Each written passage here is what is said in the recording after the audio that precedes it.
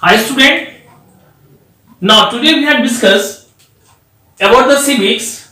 In this chapter, the point has been given objective of the constitutions. Okay, in the last video we have discussed the points about to be the preamble, source of the constitutions and the nature of the state. But now today we have discussed about to be the objective of the constitutions. Now before discuss to this point, we know something more about our constitutions. More about our constitutions. Okay? Now, we know that very well. We celebrate 26 November as a constitutions day. हम लोग ये चीज बढ़िया से जानते हैं कि 26 नवंबर को ना हम लोग एक तरह से कॉन्स्टिट्यूशंस डे के रूप में मनाते हैं. क्यों मनाते हैं, इसके पीछे भी कारण है. It was on the day in the year 1949 when our constitution was adopted. कहते हैं कि ये एक ऐसा दिन था 1949 में जब अपना कॉन्स्टिट्यूशन जो था ना उसको एक तरह से एडॉप्ट किया गया था. Okay, so the original constitutions of the India was a hand retain. जो ओरिजिनल कॉन्स्टिट्यूशंस अपने यहां जो है ना वो हैंड रिटेन किया गया था. और वो हैंड रिटेन करने वाले कौन थे? प्रेम बिहारी नारायण रायजादा, ये इनका नाम है. इनके द्वारा क्या किया गया था? अपने कॉन्स्टिट्यूशंस को एक तरह से हैंड रिटेन किया गया था, मतलब इसको हाथ से लिखा गया था. Every page was decorated by the artist of the Shanti Niketan under the guidance of the Nandlal Bose. कहते हैं कि हर एक पेज को ना एक तरह से ना इसमें ना पेंट किया गया था, वो भी किसके गाइडेंस में? तो नंदलाल बोस के अंडर में. ये चीज हम लोग को थोड़ा सा और पॉइंट याद रखना है. हमारे ये कॉन्स्टिट्यूशंस के बारे में ये चीज दिया गया कि 26 नवंबर को हम लोग इस डे को सेलिब्रेट करते हैं क्योंकि 1949 में हमारी कॉन्स्टिट्यूशन को एक तरह से एडॉप्ट किया गया था. इनको लिखने वाले जो थे वो प्रेम बिहारी नारायण रायजादा थे. इसके बाद में हर पेजेस को एक तरह से क्या किया गया था? तो पेंट की गई थी, वो भी नंदलाल बोस के अंडर में. अब हम लोग आते हैं जो पॉइंट अभी जो हम लोग मेन खास करके डिस्कस करते हैं ना वो है हमारे ऑब्जेक्टिव ऑफ द कॉन्स्टिट्यूशंस. मतलब ये ऑब्जेक्टिव ऑफ द कॉन्स्टिट्यूशंस है क्या, इसके बारे में हम लोग सबसे पहले अब समझने की कोशिश करेंगे. तो इसमें जब हम लोग डिस्कस कर रहे हैं ना तो उसमें आप देखिएगा खास करके कि इसको ना 4 पॉइंट में दिया गया है. कितने पॉइंट में दिए गए हैं? 4 पॉइंट में. वो जो 4 पॉइंट्स है आपका, number 1 is the justice, second one is the liberty, third one is the equality and the fourth one is the fraternity. एक एक करके पॉइंट हम लोग डिस्कस करेंगे. ठीक है, तो ये जो 4 पॉइंट मैंने बताया वो आपका ऑब्जेक्टिव ऑफ द कॉन्स्टिट्यूशंस के नाम से जाना जाता है, जिसमें आपका जस्टिस, लिबर्टी, इक्वलिटी और फ्रेटर्निटी आता है. हम लोग सबसे पहला पॉइंट जो हमारे पास में दिया गया ना उसको हम लोग डिस्कस करेंगे, दैट इज द जस्टिस. ये कौन सा पॉइंट है हम लोग का? जस्टिस. तो there are the 3 kinds of the justice. इसमें ना 3 काइंड्स में जस्टिस को डिवाइड किया गया था. कितने काइंड्स में? 3 काइंड्स में. अब वो 3 काइंड्स कौन कौन सा है एक एक करके हम लोग सबसे पहले पॉइंट डिस्कस करते चले जाते हैं. तो पॉइंट नंबर 1 में आपका सोशल, पॉइंट नंबर 1 में आप लिख सकते हो सोशल. इसके बाद में पॉइंट नंबर 2 में आप लिखोगे इकोनॉमिक. ओके, पॉइंट नंबर 1 में सोशल, पॉइंट नंबर 2 में इकोनॉमिक एंड थर्ड वन जो हम लोग पॉइंट करने जा रहे हैं, point number 1 social, point number 2 economic और third one is the political. Third one कौन सा हो जाएगा इसका? ये पॉलिटिकल हो जाएगा. अब इस पॉइंट को भी हम लोग जस्टिस के अंदर में सबसे पहले डिस्कस करते हैं. सबसे पहला पॉइंट हम लोग का जो दिया गया वो है सोशलिस्ट का, सॉरी सोशल का. अब सोशल के बारे में भी आपको समझना जरूरी है कि आखिर जस्टिस के अंदर में जो 3 काइंड जस्टिस का दिया गया है वो सोशल है तो है क्या. तो in the social justice implies that there should be no discriminations on the basis of the caste, race, gender और the religion. कहते हैं कि सोशल में ना कोई भी डिस्क्रिमिनेशन आपका एक तरह से नहीं होता है. ये इंप्लाइज करता है कि there should be no discrimination. अब आती है बात सबसे पहले हमारे पास में आखिर ये डिस्क्रिमिनेशन, ये जो वर्ड होता है ना इसका मतलब भी जानना जरूरी है आपके लिए।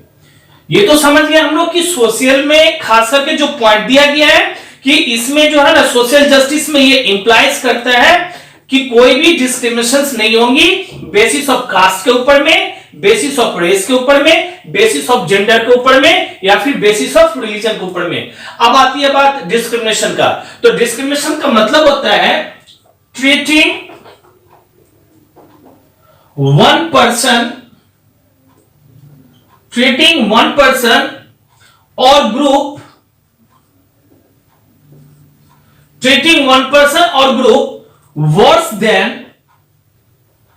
worse than others। ये हो गया आपका worse than others। मतलब क्या होता है ये चीज जानना। ट्रीटिंग वन पर्सन और ग्रुप ऑफ पर्सन ये worse than others मतलब जिसको एक तरह से अगर हम लोग देखें ना तो खास करके इसमें आप जो है ना वो व्यवहार का मतलब क्या होता है कि कोई भी भेदभाव का जो है ना वो व्यवहार ऐसा आप नहीं कर सकते हो।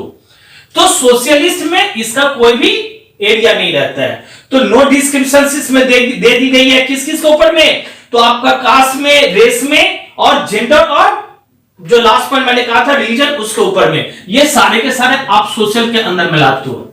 लेकिन अब जो हम लोग नेक्स्ट पॉइंट करने जा रहे हैं वो है हम लोग का इकोनॉमी।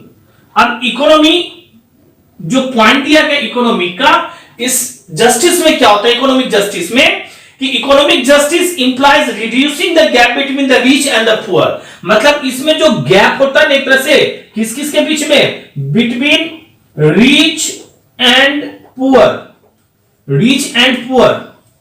इनके बीच में कोई भी गैप जो है ना वो नहीं रहना चाहिए। मतलब क्या है कि जो रिच होंगे वो भी, जो पुअर होंगे वो भी, ये दोनों को इक्वल इसमें रखा जाता है। तो इकोनॉमी में आपका ये चीज आ जाता है। अब जो थर्ड पॉइंट हम लोग का दिया गया है वो थर्ड पॉइंट आपका दिया गया किसके बारे में, तो जो है वो पॉलिटिकल का। कौन सा पॉइंट का, ये political point.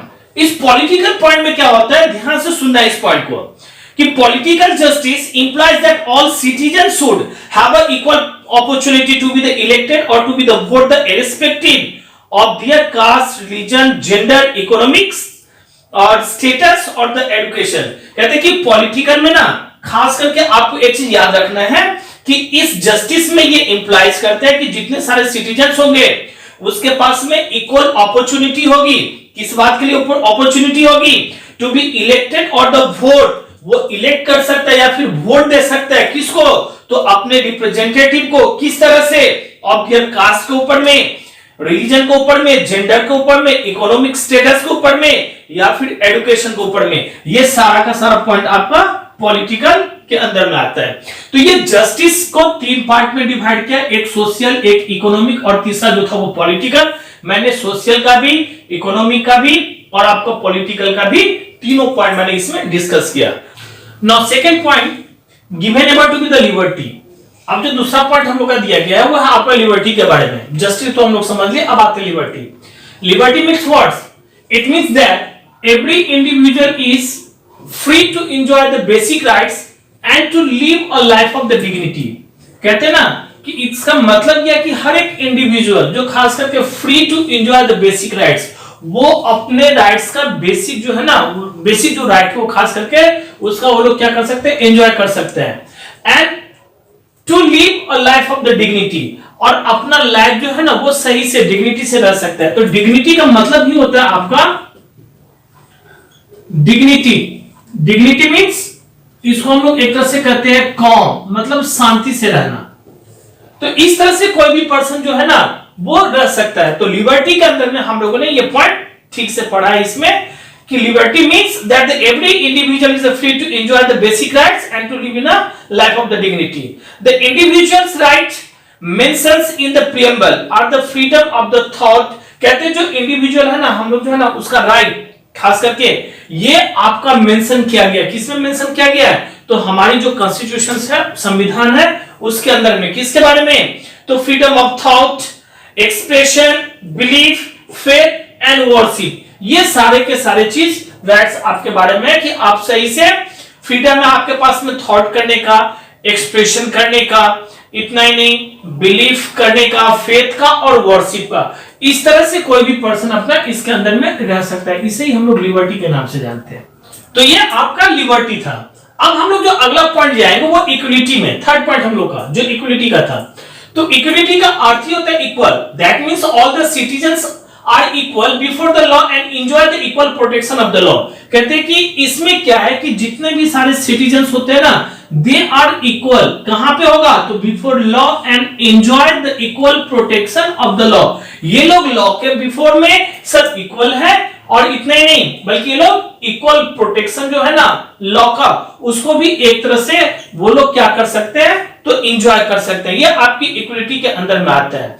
And the state does not discriminate against the people on the basis of status. अब जो स्टेट है ना वो आपका कभी भी डिस्क्रिमिनेट नहीं करेगा, किसके ऊपर में तो on the basis of status, caste, race, religion और द जेंडर, ये सब चीज के ऊपर में कभी भी वो आपका एक तरह से जो है स्टेट कभी भी डिस्क्रिमिनेट नहीं कर सकता।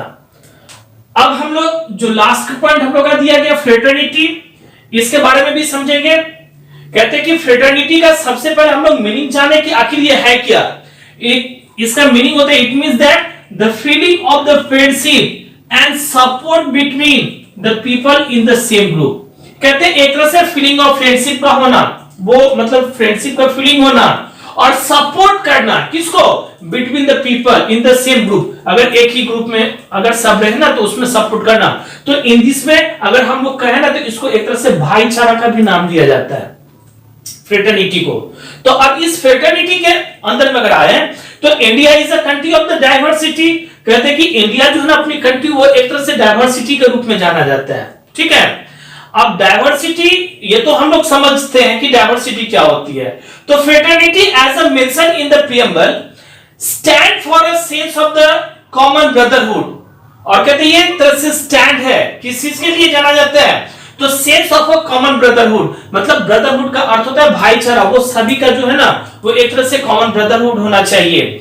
और इतना ही नहीं for of all the Indians and the feelings of the brotherhood promotes unity among the people. और इतना ही नहीं एक फीलिंग होना चाहिए, किस चीज के लिए फीलिंग होना चाहिए तो ब्रदरहुड के लिए, जो एक तरह से प्रमोट करता है किस बात को लेकर के तो यूनिटी अमंग द पीपल को लेकर के। तो ये पॉइंट जो था ना आपका एक तरह से फ्रेटर्निटी के रूप में हम लोग समझेंगे। इसके बाद अगला जो पॉइंट अब हम लोग डिस्कस करेंगे वो आपका रहेगा अगले वीडियो में, वो है आपका किस चीज के बारे में तो फ्यूचर ऑफ आवर कॉन्स्टिट्यूशंस। इस पॉइंट को भी हम लोग धीरे धीरे करेंगे क्योंकि समय बहुत है आपके पास में, एक साथ में सब चीज को अगर एक साथ में कंप्लीट कर लिया जाए तो फिर समझने में भी प्रॉब्लम होती है, इसलिए हम लोग ये चीज अगले वीडियो में कंप्लीट करेंगे। That's okay.